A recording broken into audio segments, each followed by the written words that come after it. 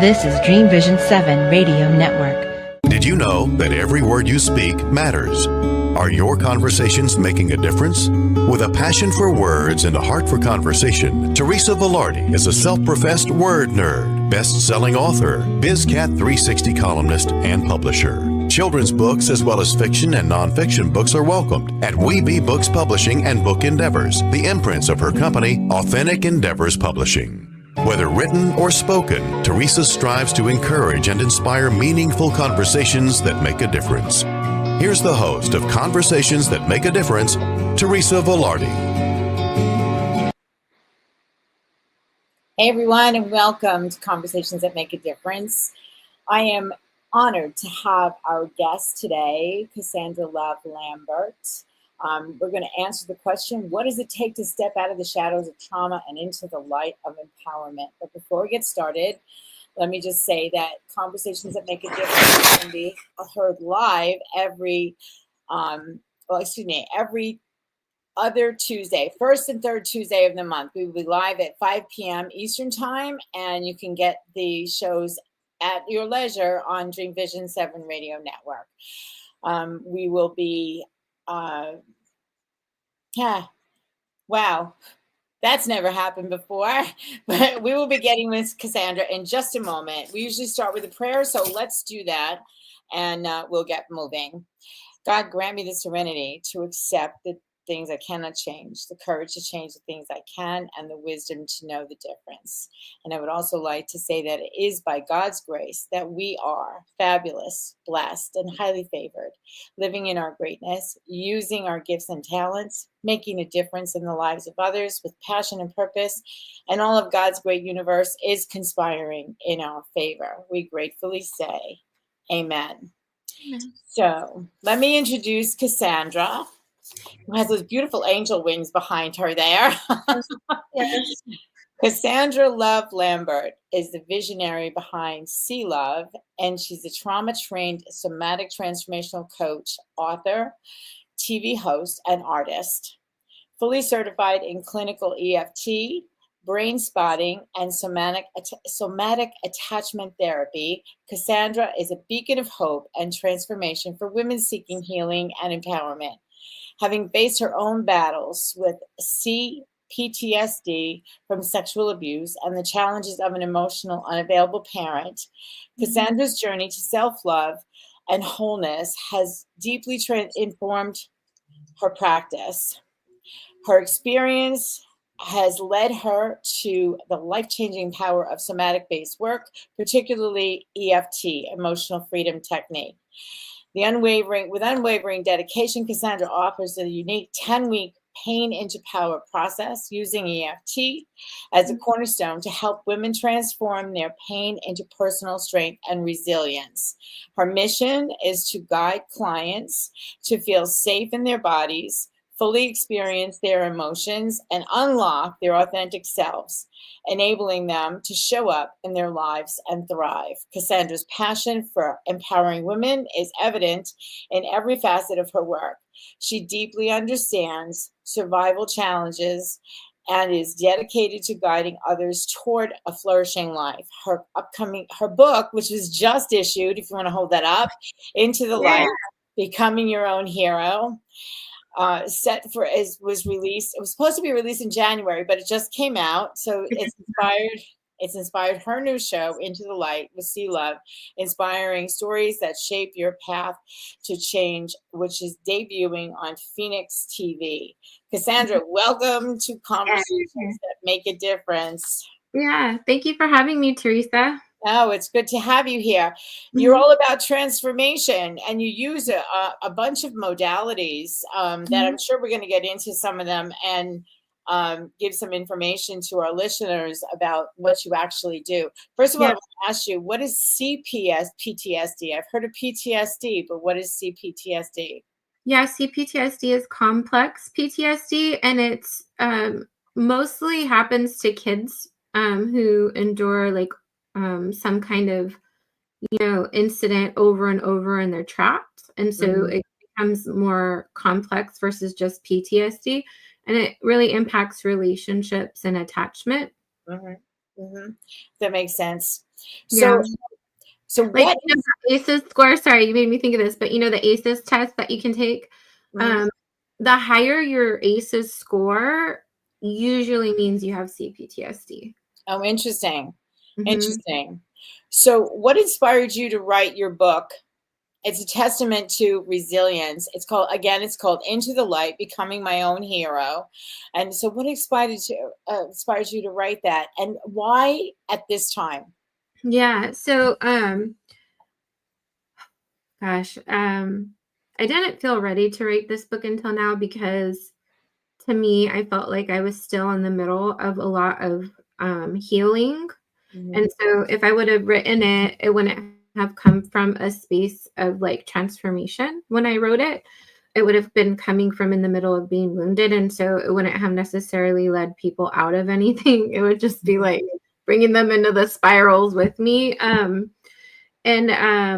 also reached this point with my life where I just, even like the really awful things I experienced and went through, I'm grateful for them. Mhm. And I can't say that I've always felt that way. There were so many times I would have wished and things to be different. Mhm.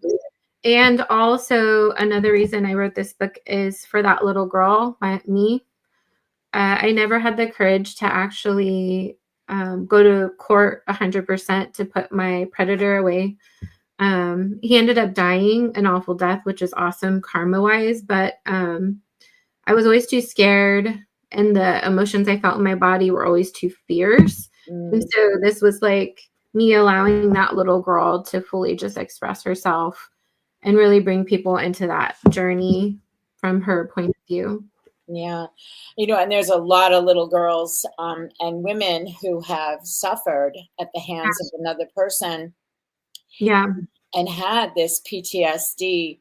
Um, y- you know, sometimes I believe sometimes God takes care of the situation before we can take Oh, care oh of the yeah. So situation. yeah, I want to talk about that actually. So the karma was that he ended up years later getting some rare disease, I guess from pigeons, sepsis that liquefies your internal organs.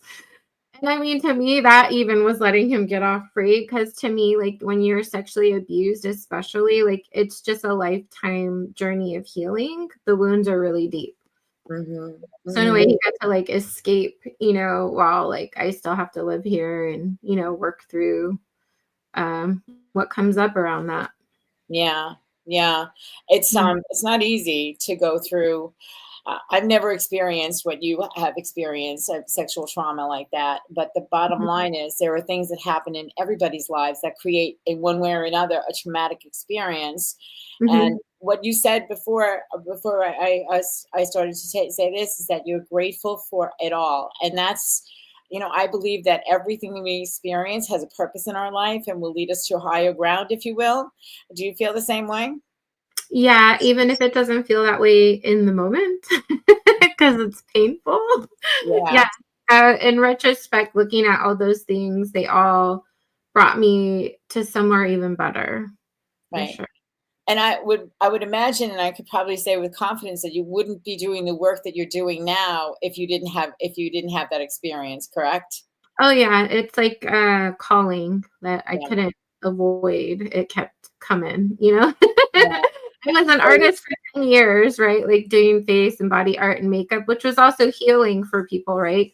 But Mhm. when the pandemic hit, I had to pivot, and this was already lined up for doing the EFT and the somatic work with people.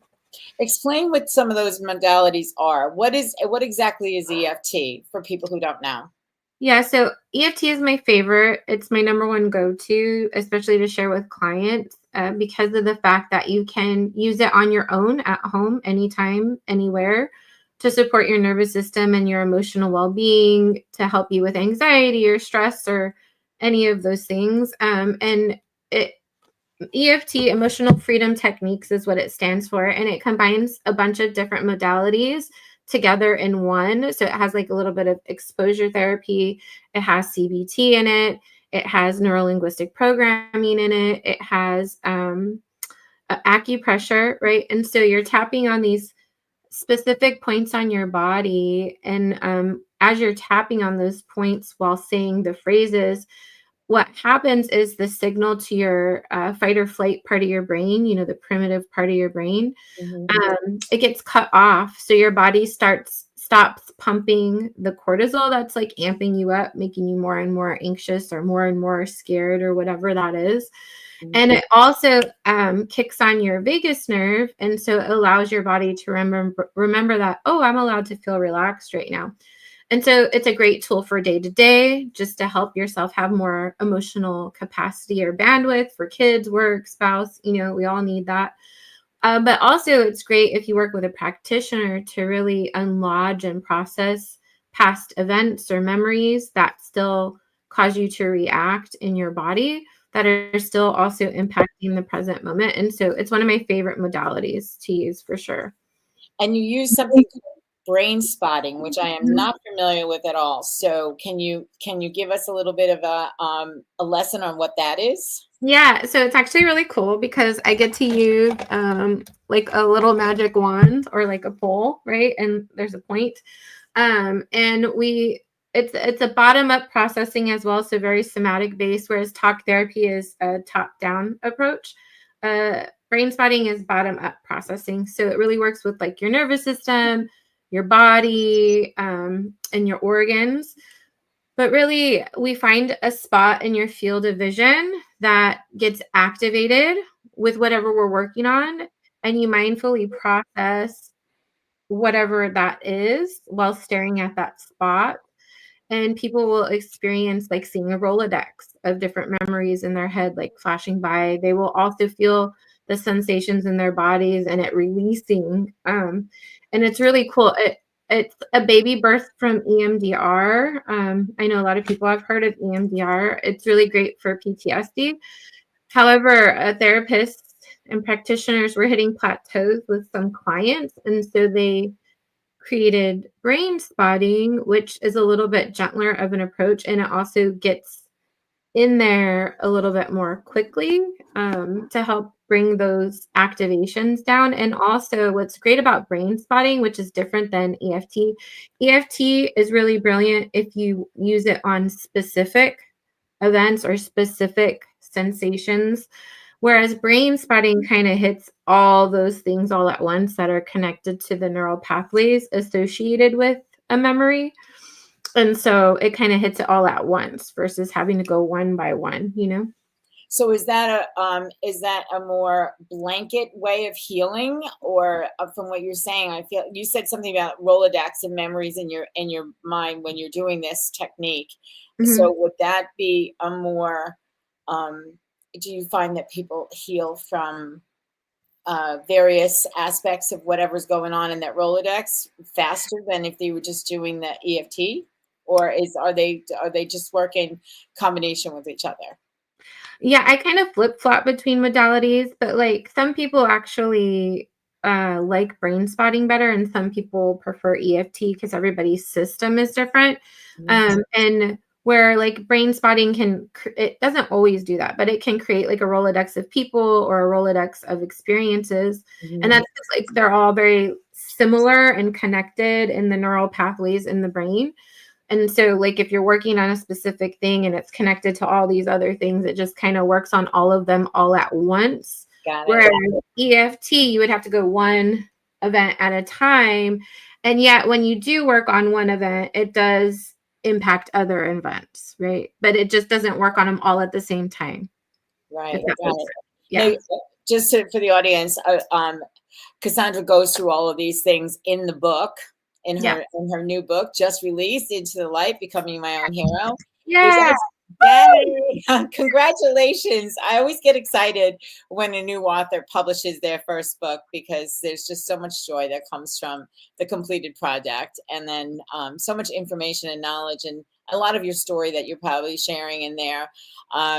So the other thing that you use and is written here for me to ask you about is somatic attachment therapy. This is also something you cover in the book. Explain, please. Yeah, it's a parts work. So I don't know.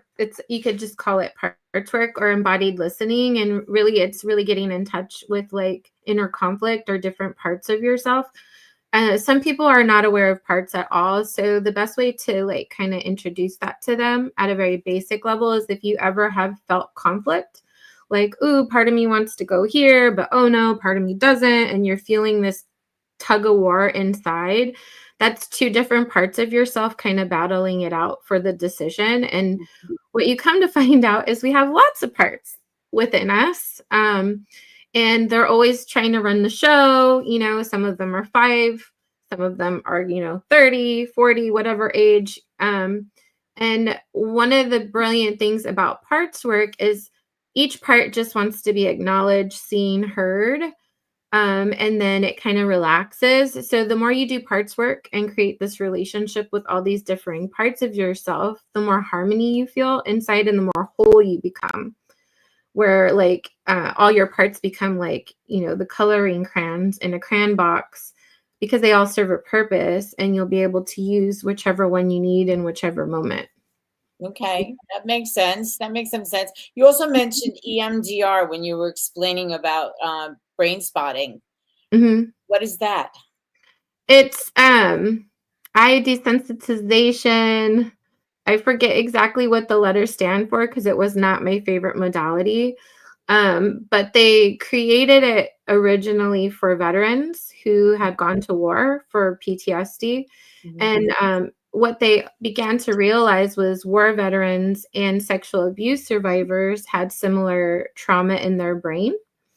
And so they started to use EMDR with sexual abuse survivors. And they were having some success, but then hit like a plateau with it, like with certain clients. Like it just wasn't helping them get in there further because sexual abuse is really complicated and it impacts everybody differently. And so they created Brainspotting, which works a little bit different. Mm-hmm. I am not an EMDR therapist. I'm not a therapist at all. I'm a somatic practitioner. Got it. Got it. So I just want to ask, have you experienced people coming out of whatever it is that was causing their PTSD to now being just like your journey? Have you experienced people who have gone through this and you get to see the other side of the journey where the healing is? Have you? Oh yeah. Like I had a client once when she first came to me, she was really paranoid that even the man neighbors were looking at her. She was just constantly paranoid and scared that like, because she had been raped. So she was very scared of male attention on her. And it made her feel really unsafe. And then she felt so unsafe that she had her house cluttered so that she would never invite anybody over, Wow. Like that's a layer of protection, right? On top of, just struggling with her weight or how she felt about herself, right? All these layers of protection. And as we began to do the work together, she started to date again. The neighbors didn't bother her at all anymore. She actually got her house organized and cleared. And by the time we were done working together, she had actually finally had the guy she was dating come over to her house, which is like such a huge deal because she hadn't had a man in her house in like decades. And then I recently like chit-chatted with her just to check in because I was like checking in with my clients even after I work with them. And she's actually engaged to marry the same guy. So I was just like, yeah, it's so good. Wow, that's really that's yeah. I'm like, listen, I'm like hearing you say this and I'm like thinking to myself, okay, I'm taking a mental checklist. Yeah. Do I experience any of these things? And yeah, it's just, wow, that's amazing. That is amazing. You see the show, what's it called? Hoarders or something like that. Where people surround themselves with all There's this so stuff. much emotional stuff around that for sure. Yeah. I would imagine that there is. Yeah. I collect books. I collect books too. I'm with you on that. Yeah. So I have to ask you, what kind of art did you say you were doing before COVID hit? Oh yeah, so face and body art and makeup. Like I could probably pull up some, like even on my book cover, I did that myself. Oh wow. The makeup and body art. That's like, and I took this picture with my iPhone. Really? So that's the kind of stuff I did, like the really cool, creative makeup that you would do in like magazines or for festivals and stuff. But I also could do like the regular stuff too, but I obviously had more fun with the creative stuff. Yeah, yeah. Do you think your creativity was part of your healing? Oh, for sure. I feel like art saved my life. Yeah. Yeah. It gave me a place to channel. One of my first creative outlets was dance. I was doing Mexican folk dancing in elementary school, which was always fun. And then also being in nature was another savior. But yeah, always art. And then as I got older, dance kept being like a thing. Like I was in dance, hip hop dancing, all of that. But then theater and acting became another refuge and safe place because, you're like a family and you become a thespian. And I actually studied acting for 15 years or something, but I never went on auditions for those two shows. But it was very therapeutic. Well, do you think that's something that you might do in the future now that you've come through this experience, and now you are helping other people to come through the experiences, their own experience, and find healing? Do you think that's something that you might want to do in the future? Yeah, you never know. But I also have noticed that it's coming full circle anyways, because, like stepping into being an author speaker, I was realizing that like doing a keynote talk or whatever is almost like doing a monologue or, just having that stage presence and stuff. So it just feels like everything ends up coming full circle anyways, and everything gets used eventually. If you stay in that like synchronicity flow path. Yeah, I agree with you. I agree. And yeah, I hope one day you'll be able to, maybe, who knows, maybe you'll have a starring role in my own book. Yeah, there you go with your book. You've got a starring role in your book anyway, right? So, Yeah. okay, we are going to have to take our first break, but we'll be back in just a few minutes. We are speaking with Cassandra Love Lambert, and we're talking about the modalities that she used to heal from CPTSD and how she helps other people. We'll be right back. One of the many people who said, "Someday I'll write a book," but don't know how to get started? Many wannabe authors have begun with the same question and are now published by Authentic Endeavors Publishing, a multi-imprint hybrid publishing company. Whether you're writing an autobiography, a memoir, a kingdom book, a children's book, a business book, or an anthology, we have a place for you. Visit www.AuthenticEndeavorsPublishing.com for more information or to set up a 20-minute consultation. Your title of published author is within reach. Born Able exists to highlight and normalize the humanity, worth, and abilities of infants and children born with complex medical conditions. We write, illustrate, and publish books for these children and have featured over 1,000 children throughout the world. Our videos and posts have been viewed over 100 million times on social media as we strive to showcase these amazingly abled kids and fight relentlessly for equal medical care, regardless of diagnosis. All proceeds from Born Able books go directly to the Born Able Foundation. To nominate a special kid to be featured in a Born Able book, go to www.bornable.org to learn more. Did you know that every word you speak matters? What you say and how you say it can make or break a relationship or shift the outcome of any situation. Are your conversations making a difference? Faith in God, gratitude, authenticity, and giving are Teresa Velardi's heart. It's in this spirit that she's focused on making a difference in the lives she's blessed to touch. Conversations That Make a Difference is now on syndicated Dream Vision 7 radio network every Tuesday at 5 a.m. and 5 p.m. Eastern Time, with live call-in shows every first and third Tuesday at 5 p.m. Eastern. This is Dream Vision 7 Radio Network, uniting mankind with universal love. Our shows are created from the heart, bringing each listener to a place of divine enlightenment. Breathe, relax, and enjoy. Let life flow. Yay! Welcome back, Cassandra. We are once again with Cassandra Love Lambert, and we are talking about Into the Light, Becoming My Own Hero. How did you come up with this title? Oh gosh, yeah. That was a lot of meditation, and it just kind of came out of me intuitively, right? Like I was just writing all these words down and sitting with them, and then like it just like part of it came through, and then kind of the idea of the photo and the makeup came through, and then like the rest came through. And also because I have the pain into power process that I've created and walked people through, it like made sense that I'm helping people become their own hero. And that really was a big shift for me too, was becoming my own hero. Because when I was waiting for someone to save me or something to save me, it opened me up to abusive relationships, because Prince Charming is never Prince Charming. He's like a wolf in sheep's clothing. Yeah, right.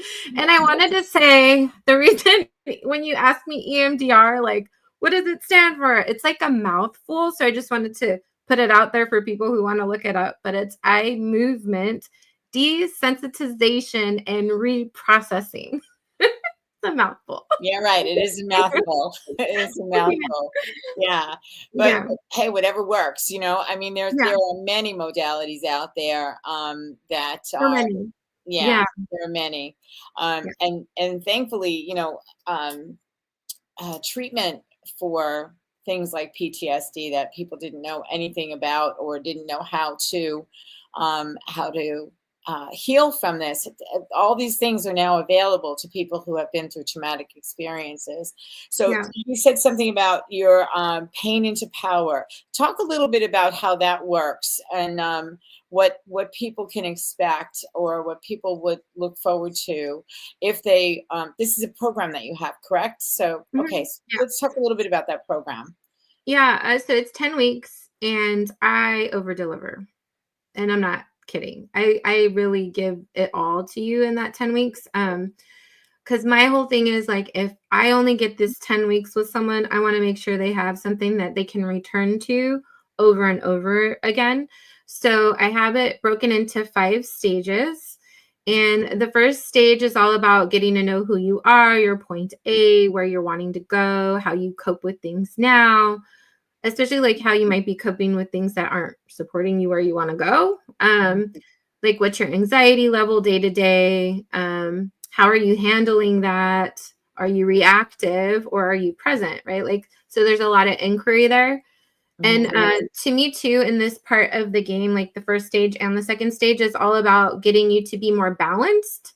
So if like you're really chaotic, feel like you're spinning all the time, lots of anxiety, feel like you're on an emotional roller coaster.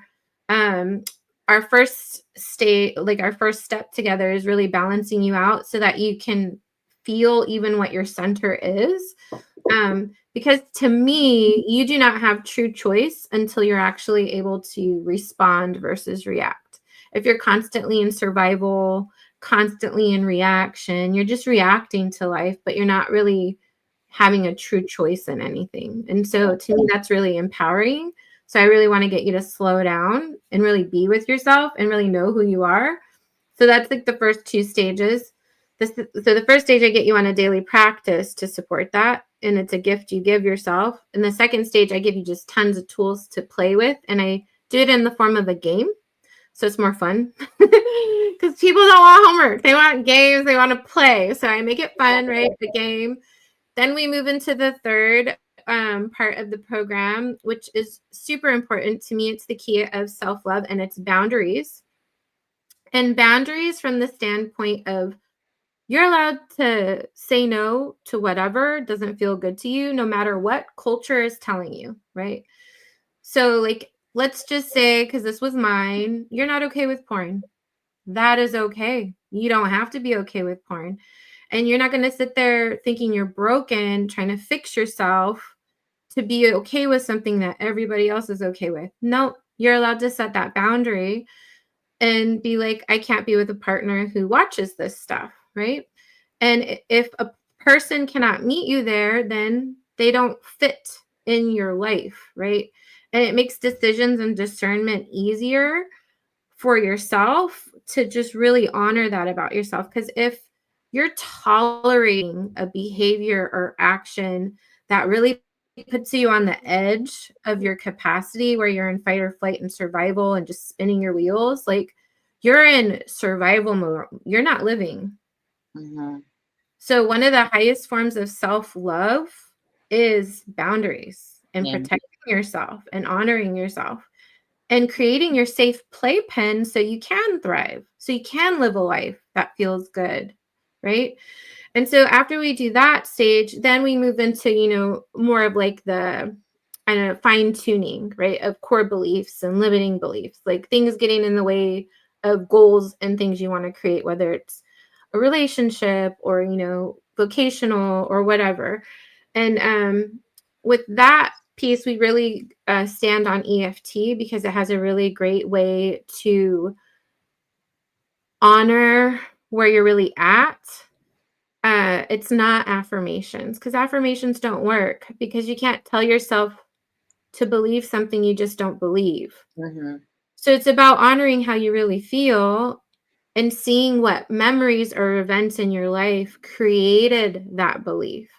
And as you fully process those events, then that core belief will naturally integrate the wisdom from those events, and a new one will be birthed from it. But there's never force here. It's all natural. And what it will feel like, it will feel like this. It'll be like, oh, that's interesting. Usually when this happens, I do this, but I did this time and I feel this way. So it's going to feel weird. That's the word everyone I've ever worked with says. It's also the word I've said.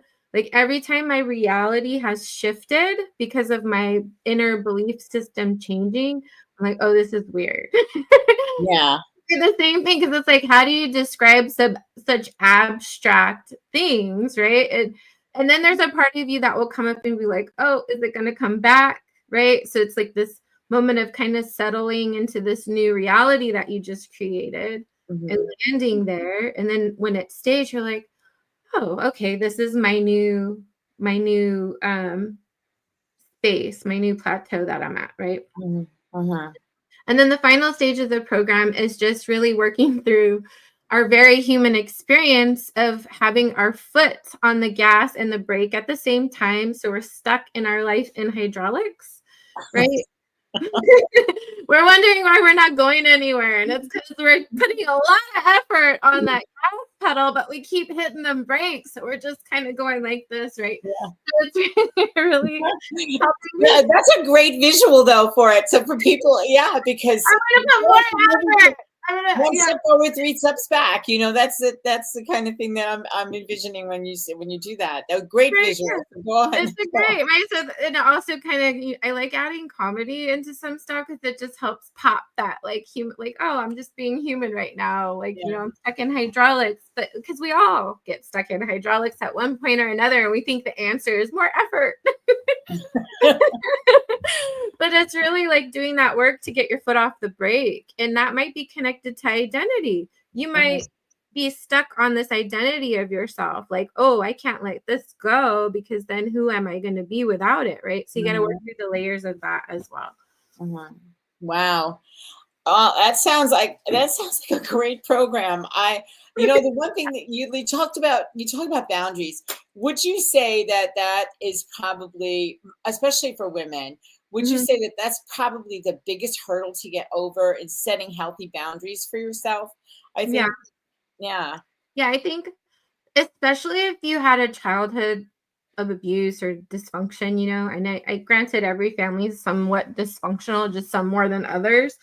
You can tolerate a lot that you shouldn't. Yeah. So to really lowering that tolerance level, right? Yeah.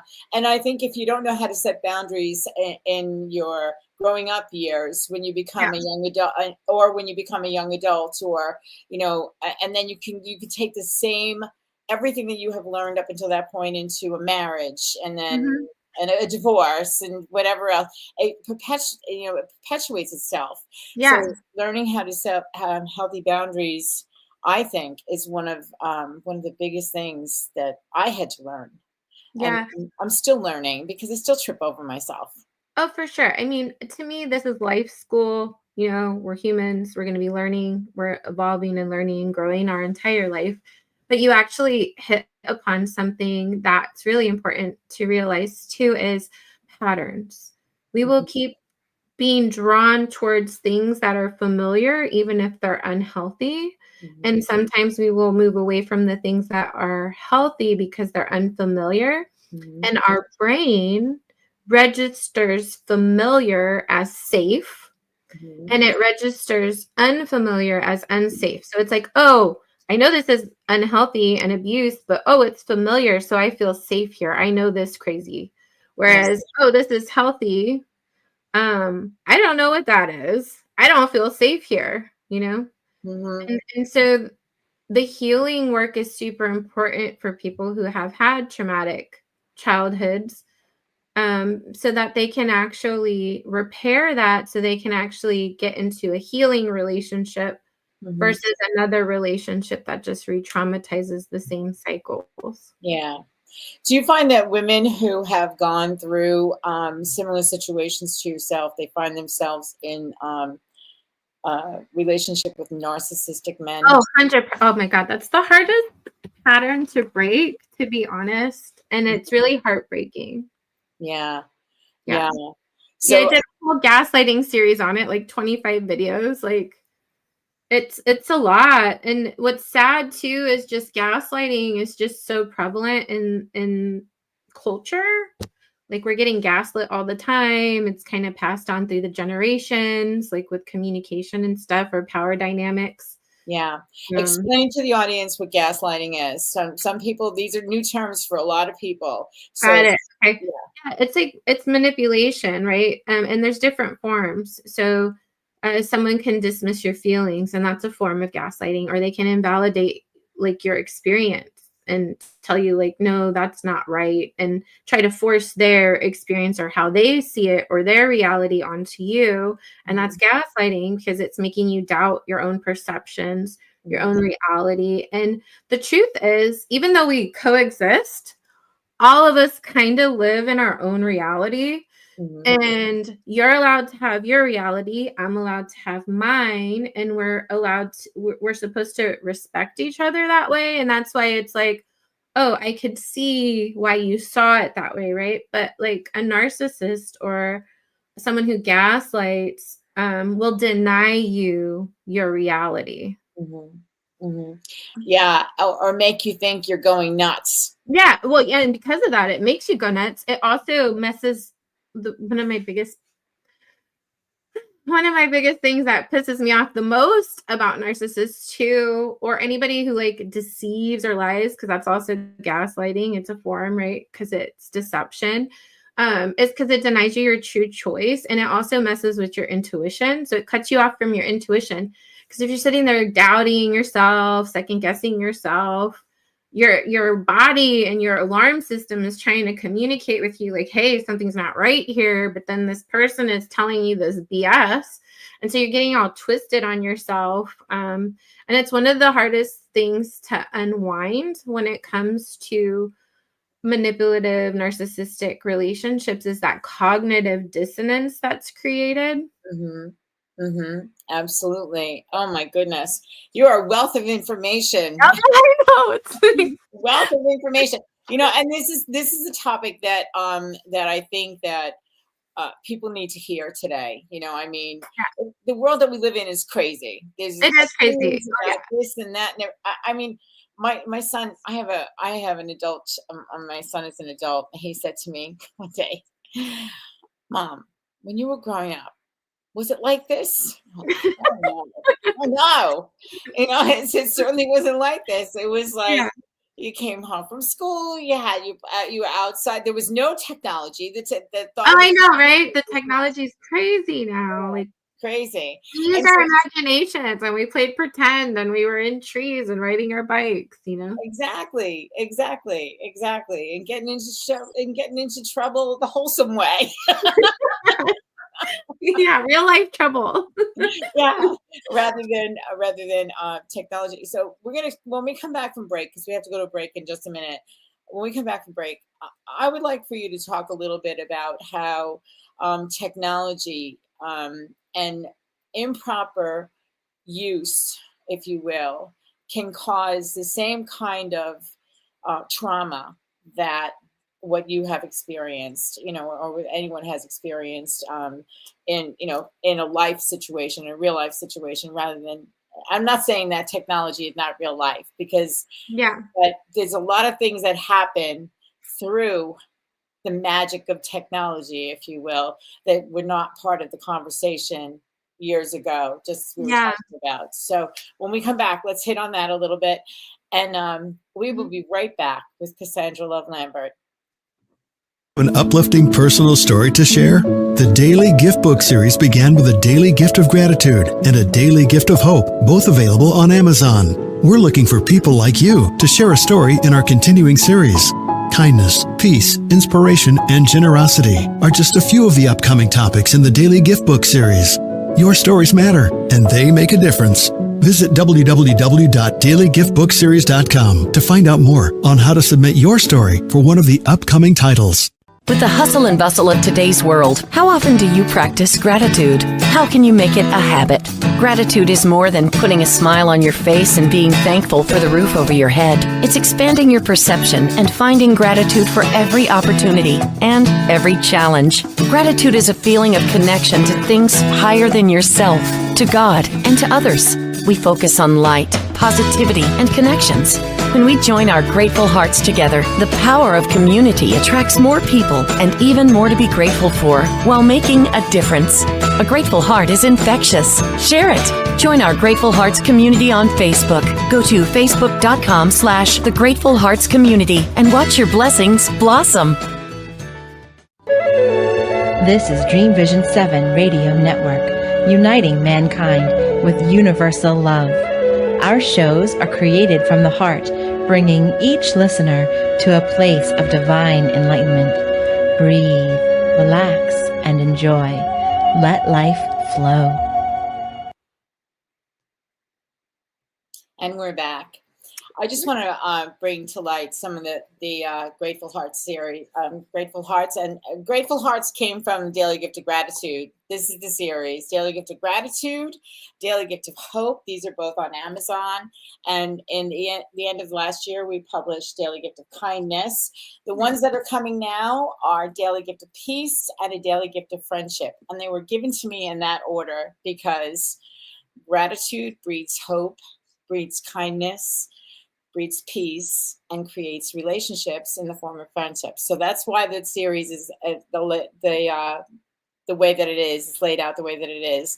And there are more coming after that. So if you're interested, anyone listening is interested in becoming part of a Daily Gift Book series, you can go to dailygiftbookseries.com and learn all about how you can participate, even with a 250-word story.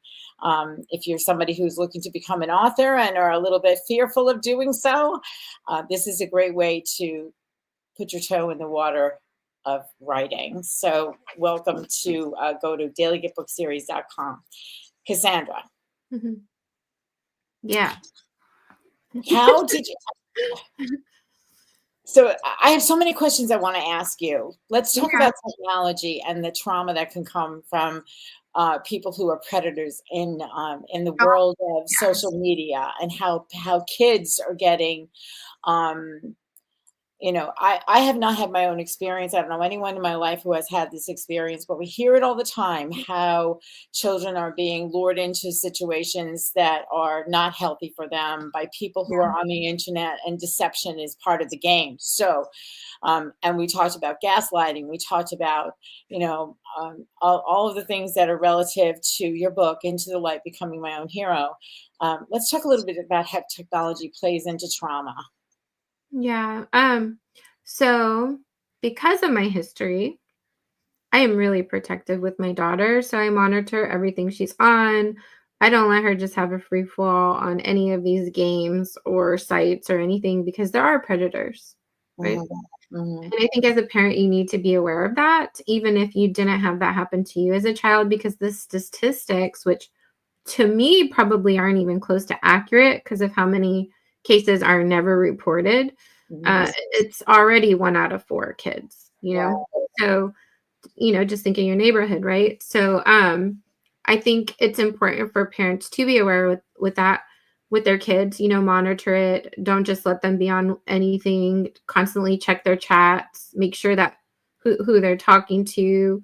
And also, I wouldn't let them be on social media. There's way too much crap on social media. Like, I mean, even Instagram, right? There's like pornographic type stuff on there. Like, just, I don't see the point in having kids on there. But also, technology impacts relationships these days because of how quick you can just cheat by messaging someone or, looking at inappropriate materials, right? So there has to be boundaries placed around that with couples, like what's cheating to you. If I look at these images of these ladies or follow these ladies, is that cheating to you, or does that make you feel uncomfortable? Like these kind of conversations need to happen, because if they don't, it could be just eating away at the relationship underneath. I think a lot of women are scared to have those kind of conversations because they don't want to be called jealous or this and that, or insecure. But really, if it feels like cheating, it feels like cheating, and everybody's different. Some women don't care, right? But some women it does impact. And so just honoring what kind of woman you are is important. And same with men, right? Men too. Yeah. But it's a conversation that needs to be had, because technology makes it easy to cheat. It makes it easy to look at stuff, pornographic material. Everybody's showing everything these days on social media. I mean, like, and there's no filter. They'll filter out wholesome things, and then they'll let this other stuff happen. I had a situation that I was on a site looking for music, and up comes this video of it was pornography, and so I turned it in. And they told me, well, I turned it in. It was Facebook at the time. I turned it in. I said, this is not appropriate for this. And they said, well, if you don't like it, go somewhere else. Basically is what I was saying. You're making my brain remember even healing sites. Predators attack healing sites. I'm on Sharewell now, and I do talks there weekly. And literally someone was in the chat posting pornographic material where we had to get them kicked out. And even on heal.me, there was a predator where, like, I came to the Zoom for a call and he was on there naked, jacking off. Like, so there's predators everywhere, like everywhere, the internet. And so you have to be mindful and you have to be aware. And it's not, it will attack you, it will attack kids. So it's just, being aware of these things and not walking around with blinders on, Right. And not only that, let's go to the fact that these little devices that we can hold in our hands are the most horrible attention getters that there are on the planet, I believe. How many times you go to dinner with friends and they're always looking at people are just like zoned out versus being present. They just emotional connection piece. And there are a lot of people who are emotionally avoidant or immature. Their emotional IQ has gone down. And I really do think it has to do with technology, because people are more connected to this than each other. And that's, that's the biggest thing that I think that the world is missing today. Clear, honest communication, face to face, heart to heart, soul to soul. I think that that's a big missing piece in the world today. And that's why we have so much stuff going on. Whatever you might consider stuff. I'm just going to leave it at stuff. When you're saying this too, what comes up is desensitization. Because I feel like too, with like media and with like movies and shows and things, they just blast you with so much stuff to where a lot of people are just desensitized. Right. And even, even more extreme to feel anything. Yeah, exactly. And even the texting, a lot of people prefer to text because they don't have to have emotions behind it. They can just put the words, and you don't know what the emotions are behind it. So you get to interpret it your own way. And then sometimes what somebody said to you is not what they meant, not how they meant to say. Miscommunication happening all the time. All the time. Yeah. So, and all these things build relationships. They can make or break relationships, so that's where I think we need to have more practice in this day and age. I think we need to have more practice of being face to face. Thank goodness for Zoom. We can be face to face this way. Even though you're not sitting in my kitchen with me, we're having a conversation face to face, and I can see who you are. I can see how you be, and likewise, I love how you said that. See how you be, because it's the beingness, right? Yes, exactly, the beingness. Yeah. Mhm. So, your book is a memoir of sorts, and it's not just about surviving. And this conversation has not just been about surviving, but it's also about thriving. So, tell me what you mean about how you told me how you came up with the title and whatnot, but what does it truly mean to become your own hero? And how can somebody who's listening begin that journey today? I know you have a program, so you can give me some details about that when you answer this question. But so how do you truly become, what does it mean to truly become your own hero? Yeah, so one of the biggest keys to becoming your own hero is really like stop wishing, hope, and praying for someone to come save you. Stop wishing, praying, hoping for everything to be easier. Instead, ask to become stronger, right? Yeah. Ask to become stronger and like take baby steps, right? And so one of my first steps I took was repairing my relationship with a higher power. I had a lot of anger there. So I'm like, if there is a God, if there is a higher power, why'd you let that happen to me when I was a kid? Why'd you let all these things happen to me? I felt forgotten. I was angry. It wasn't fair. And so it was awkward even approaching this. I'm like, I feel weird praying. What is this pray stuff? And that's normal. But I just kept being open to it, kept pursuing it. I ended up meeting more people who did have an established relationship with a higher power. So, iron sharpens iron. The more you hang out with people, it rubs off on you. But every time I took a step towards this higher power, it took a step towards me. And it's what led me to somatic work, the EFT tapping, which really helped me. Another piece was, the somatic work. So really learning, because before somatic work, my emotions ran my life. Yeah. Like if I wasn't feeling good or happy or whatever, like I wouldn't go to work, or I would cancel on plans, or I wouldn't do what I said I was going to do, right? Like it just ran me and it controlled me, where I wouldn't get things done just because I was feeling a certain way. The somatic work freed me from that and empowered me to where, I can actually maybe not feel 100%, but I can still do what I need to do, which is empowering, right? That way your emotions aren't running everything. And also, like facing myself, right? Doing that deeper work on the deeper wounds, to rescue those parts of myself that were still living in those nightmares. I think that's really important. If you have a memory or an event that happened to you, and when you think of that memory or that event, and you still feel something in your body, you're still stuck in that nightmare. It's not processed. It's still living in your body, in your nervous system, and it will impact your day-to-day. Whether you're aware of it or not, it will impact you because that part of you is still stuck in that nightmare. And so doing the healing work really is about rescuing those parts of yourself out of those nightmares.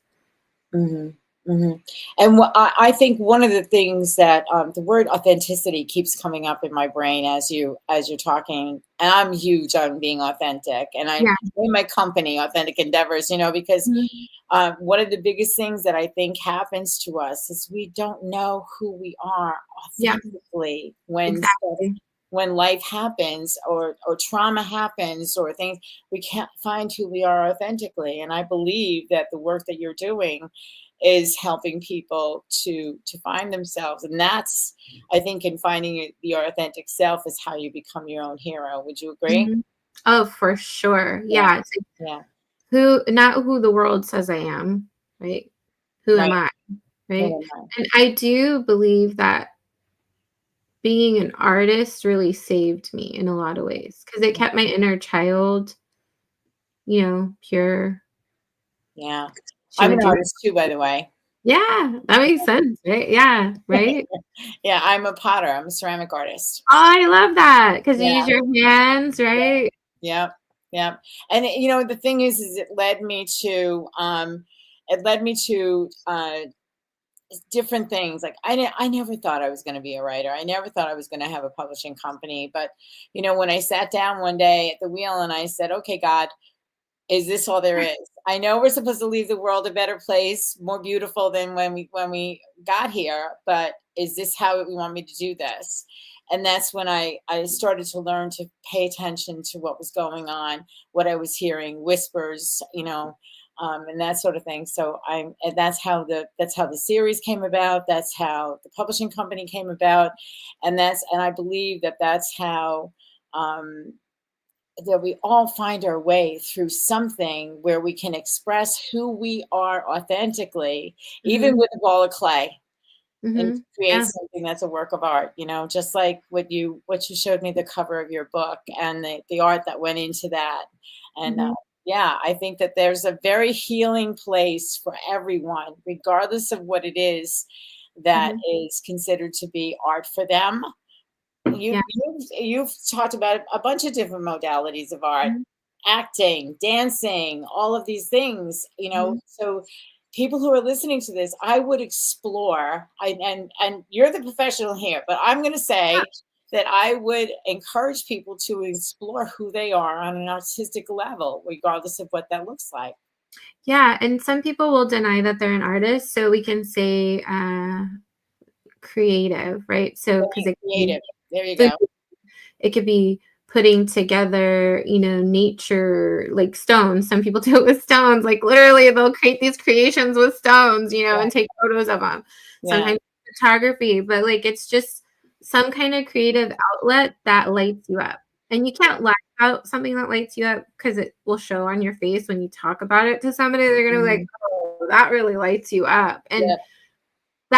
the more you do something that lights you up in that way, it takes you to this zone, right? Don't you go to a zone when you're doing Yeah. your play? I go Yeah. to this no thinking meditative state zone where I'm just like channeling and I'm just like feeling good, right?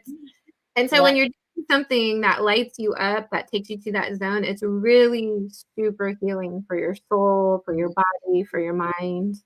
Mhm. And have you witnessed people come and go into that space and find their creative self through the process? Yeah. Oh, yeah, yeah. Yeah. One client, when she came to me, she worked for other companies, it was after it was like during pandemic-ish, where she had to move from San Francisco to her family, to her mom and dad's house in Texas, and, started her life over from scratch. She was battling these relationships. She became sober, working with me and stayed sober, still sober to this day. And she was really trying to figure out what she wanted to do with her life. And now she has her own business, and Nice. she's also a somatic practitioner now. So she found like something she loved. But the modality she really likes helping people with is like dance and movement. Hmm. And she had no idea that that was something that was going to be birthed Yeah. through the process of doing the work and working together, or that was not even on her radar. So we're running out of time here. So really quickly, tell the audience how they can get in touch with you and possibly become part of your program. Mhm. What's the best way to reach you so that they can find their creative self in the process as well? Yeah, so you can either follow me on Instagram at C_love_Lambert, or you can go to painintopoweracademy.com. Perfect.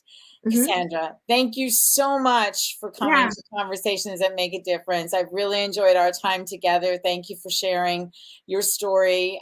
Everybody go get her book, and Yes. there'll be a link in the chat on YouTube for people, and we'll put it on the description for them.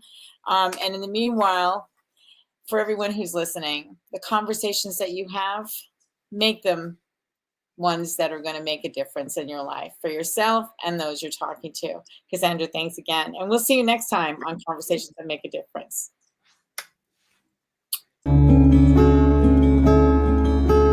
Tune in next time for Conversations That Make a Difference with host Teresa Velardi every Tuesday at 5 a.m. and 5 p.m. Eastern, with live call-in shows every first and third Tuesday on syndicated Dream Vision 7 radio network. Thank you for listening, and thank you to our station owner, Deborah Beauvais, working behind the scenes. Be sure to go to conversationsthatmakeadifference.com for your free gift. Make sure your conversations make a difference.